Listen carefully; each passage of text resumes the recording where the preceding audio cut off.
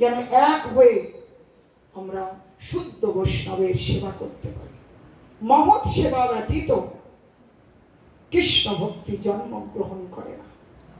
বহু জায়গায় প্রমাণ আছে। রঘুগণস্তপসানা জাতি না চজ্জয়া নির্বাপনাদ গৃহদেবা না ছন্দসা নৈব জলাগ্নি সূর্য বিনা মহৎ পাদ রজোভিষেক। রঘুগণ রাজাকে জলভরত জানালেন, হে মহারাজ, আপনি যদি সেই রাধা মাধবের শুদ্ধ ভক্তি লাভ করতে চান, প্রেম ভক্তি লাভ করতে চান, সেই প্রেম ভক্তির রাস্তা হলো প্রেমী জনের চরণ সেবা করতে, প্রেম পুরুষের চরণ সেবা করতে, শুদ্ধ বৈষ্ণবের। অতএব শিল প্রভুপাদ এবং তার ধারা, সেই ধারার সঙ্গে যুক্ত হয়ে আমরা যদি হরিভক্তি হরি ভজন শুরু করি, তাহলে অনায়াসে আমরা সেই গোবিন্দ পদ্ম লাভ করব। দেখুন, শুদ্ধ গঙ্গা নদী, সেই শুদ্ধ গঙ্গা নদীর ধারা বয়ে চলেছে। সেই গঙ্গা থেকে যদি নালা বেরিয়ে যায়, ক্যানেল কেটে জল নিয়ে যাওয়া যায়, তাহলে তাকে কি কেউ গঙ্গা বলবেন? ওই ক্যানেলটাকে কেউ গঙ্গা বলবেন না। এই তো আপনার ফারাক্কাতে, সেখানে গঙ্গার যে মূল ধারা আসছে, সেই ধারার 3 ভাগ জল বাংলাদেশ চলে যাচ্ছে পদ্মা নদী নামে। 1 ভাগ সেটি এই নবদ্বীপ ধাম হয়ে কলকাতা হয়ে বঙ্গোপসাগরে চলেছে, যে রাস্তায় ভগীরথ মহারাজ গঙ্গা গেছেন। গুরু মহারাজ বলতেন যে দেখো, 3 ভাগ জল পদ্মায় চলে গেল, সেইখান থেকে জল তুললে আর কেউ গঙ্গা জল বলবে না। ভাবুন, গঙ্গাই তো যাচ্ছে, কিন্তু সেই জল নিলে আর গঙ্গা জল হলো না। সেই জলে দেব আরাধনা হবে না, সেই জলের পাবনী শক্তি নাই। একই আশ্চর্য, একই তো জল, কেন বললেন? ওটা মহাজন অনুগত নয়, মহাজন যেন গত সপন্থা। ওটা আর গঙ্গা হলো না। তাহলে গঙ্গার শুদ্ধ জল বেরিয়ে গিয়েও গঙ্গা থেকে আলাদা হলো।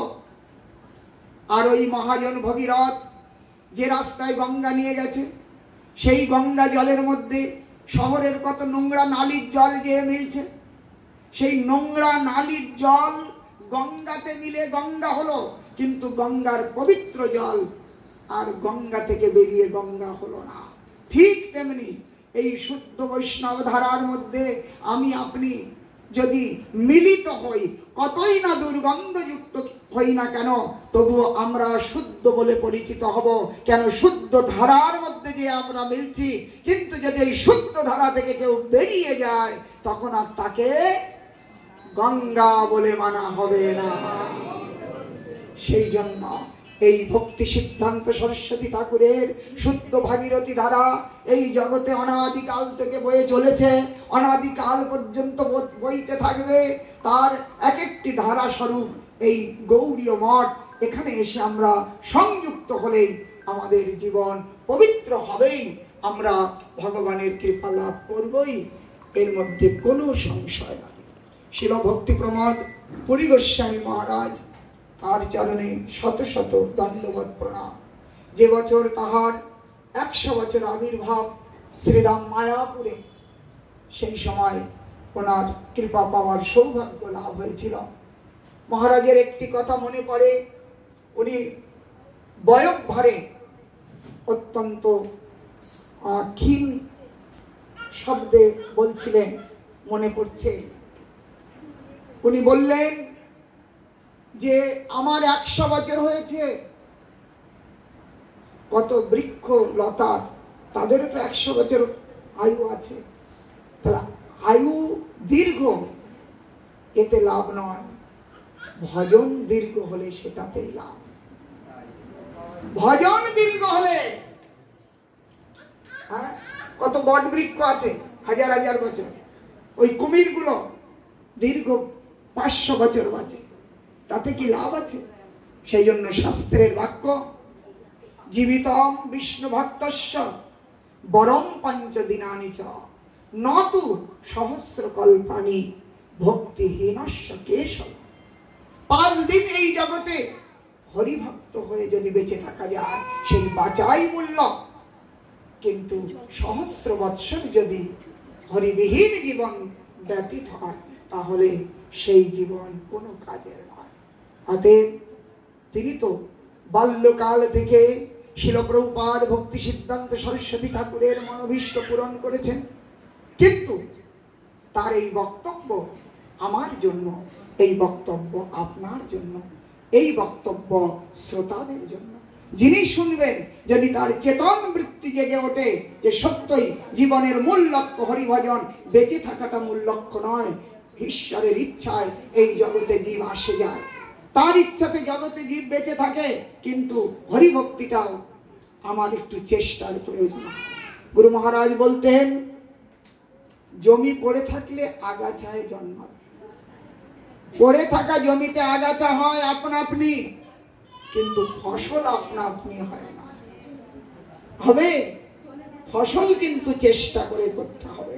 তেমনি আমি ভক্তিহীন আপনা আপনি হতে পারি, বিনা প্রচেষ্টায় হতে পারি, কিন্তু ভক্ত হতে একটু প্রচেষ্টা করতে হবে। সাধনে সাধিবে যাহা সিদ্ধিতে পাইবে তাহা। সাধন বিনা সাধ্য বস্তু কবুল হয়। সেই জন্য আমরা গুরু বৈষ্ণবের চরণ সেবা করব।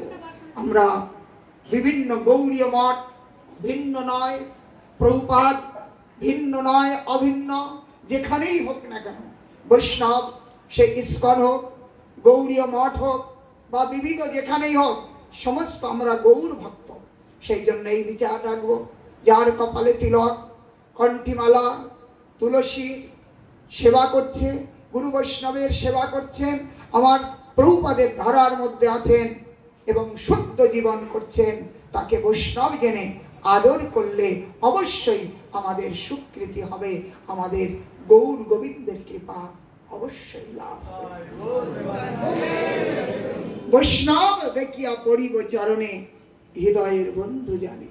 বৈষ্ণব দেখে প্রণাম করলে আমাদের অবশ্যই কল্যাণ হবে।